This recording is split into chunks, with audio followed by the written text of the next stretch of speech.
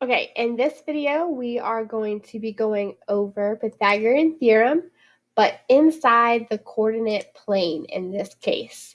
So we are going to be still doing the Pythagorean theorem. Let's do a brief recap of my Pythagorean theorem formula. It is a squared plus b squared equals c squared. Remembering that c is always our longest side. It's the diagonal. It is the hypotenuse. It is across from the 90-degree angle. So now we're going to apply the Pythagorean theorem with the right triangles, but inside a coordinate plane this time. All that means is it's going to be stuck inside a graph with an x and a y axis. So directions, complete the examples as a class, complete the examples with me via video. So number 1, the coordinate grid shows the location of Carla's home at point A and the location of the closest movie theater at point B. What is the closest approximation or estimate for the shortest distance between Carla's home and the movie theater? So this is kind of starting us into word problems, but we have a visual and a coordinate plane first.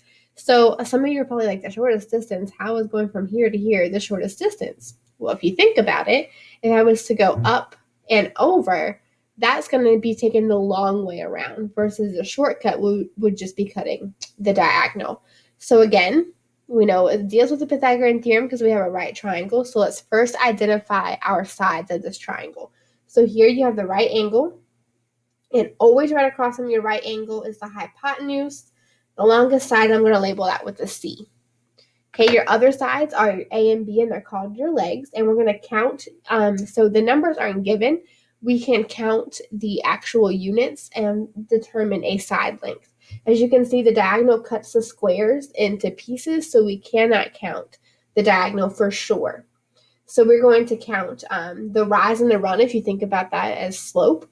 So our rise, our part of the leg is 1, 2, 3, 4. So that is the side length. 1, 2, 3, 4, 5, 6, 7, 8. That is the side length. Okay, I'm going to go ahead and pull the triangle out as well so we can have a visual. So one side length was 4, another side was 8, and then our diagonal is still unknown. Okay, so using our Pythagorean theorem, my legs are the A and B, so we're going to do 4 squared plus 8 squared, and C, which is our diagonal, is missing in this case. Okay, again, we cannot count parts of the squares.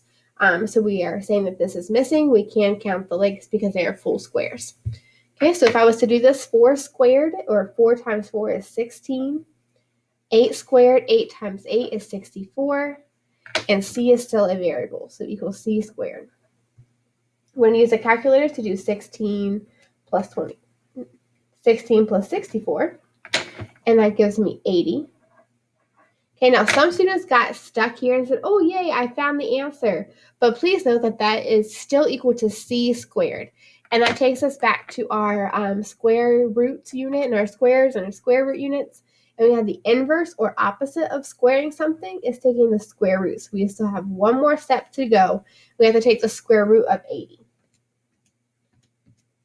When you do so, the square root of 80 is 8.94. So now we have C by itself. So it's equal to C.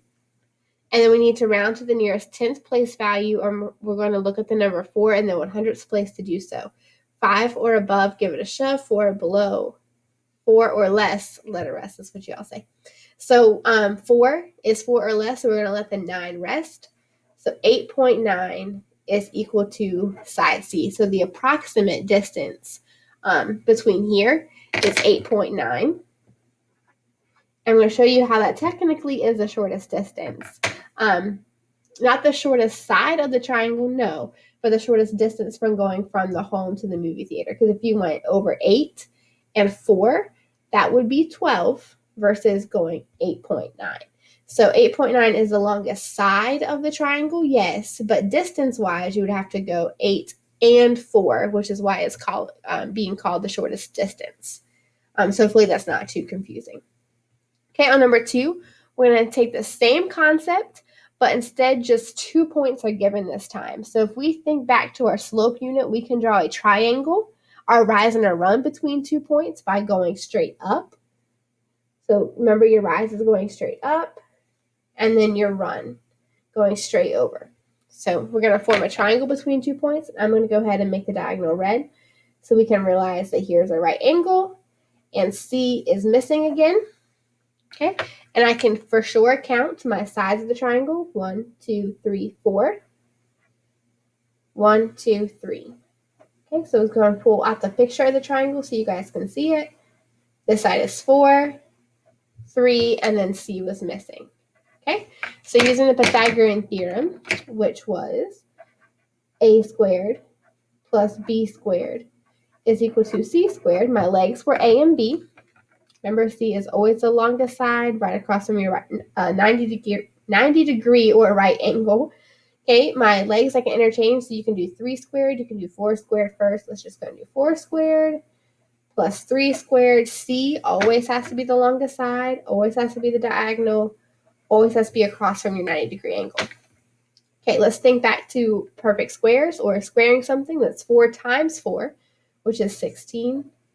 3 times 3 is 9, and then that is equal to C squared. Okay, using your calculator, you're going to do 16 plus 9.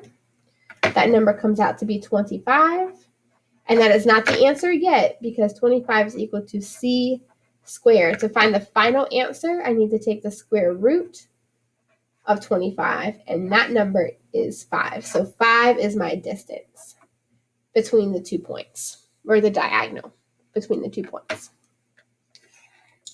Okay, number 3, as you see, it's represented. The answer choices are represented in a different way, but it's the same exact concept.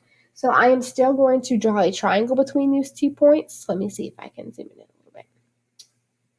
Okay, so the triangle that I'm going to draw is going to go down and over. I'm going to count the squares. 1, 2, 3. 1, 2, 3, 4, 5. And we pull out the triangle so it looks bigger and you all can see it. So 3, 5, and C is missing. Okay, with our Pythagorean theorem being a squared plus b squared is equal to c squared, we're going to plug in the information that is given. So our legs are given to us. Let's do 3 squared plus 5 squared is equal to, and c squared is missing. Okay, I can go ahead and continue to solve this, and let's do 3 times 3 is 9. 5 times 5 is 25. Is equal to c squared. And then 25 plus 9 is 34, or 9 plus 25 is 34. And that is equal to c squared, remember. And we have to take the square root of that number to get my final answer. So c is equal to 34, which is 5.83. Okay, now that I slide on over to the answer choices, you'll notice that none of them say 5.83. They all still have the square root symbol in them. So I'm going to kick it up to the step and focus here where I took the square root, and we're going to focus on the number 34. So there are a couple of ways to answer this question. So one way could be actually solving these and see which one it comes out to be 5.83. You can do that as well. You can put that into your calculator. Or one of the ways that I see here is 34 is inside of my square root sign. So I'm going to see what numbers added together gives me 34. So I know 5 plus 3 is 8. So this would read the square root of 8. That's not 34. 1 squared, or 1 times 1 is 1. 3 times 3 is 9. So this would read the square root of 10. And that's the square root of 34. 5 times 5 is 25. 3 times 3 is 9, which looks familiar. And so when I add those together, I get the square root of 34. Looks familiar. And then on the last one, we have 1 plus 3, and that is 4, the square root of 4. So as you can see, C is going to be your correct answer. Another giveaway was the 5 squared was on the inside of your square root, and 3 squared was inside of your square root, which were given right here. Okay, so again, there are plenty of ways to have the answer represented in Pythagorean theorem. This multiple choice just let the square root sign there, but you can go ahead and solve it like a normal problem. Work your answer choices to match C. You can work the steps to figure out which one is going to get you to that step. Again, take the best method that works for you. Again, it's still the same concept with the Pythagorean theorem. You're only drawing triangles between 2 points now. You're going up and over or down and to the right in this case, or down and to the left. And then you're counting the units for the squares for your legs, and C is going to be missing because we cannot count part of the circle.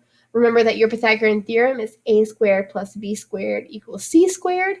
And the final step is taking the square root of the number to get your final answer. I hope this video has helped you, and best of luck on Pythagorean theorem inside the coordinate plane.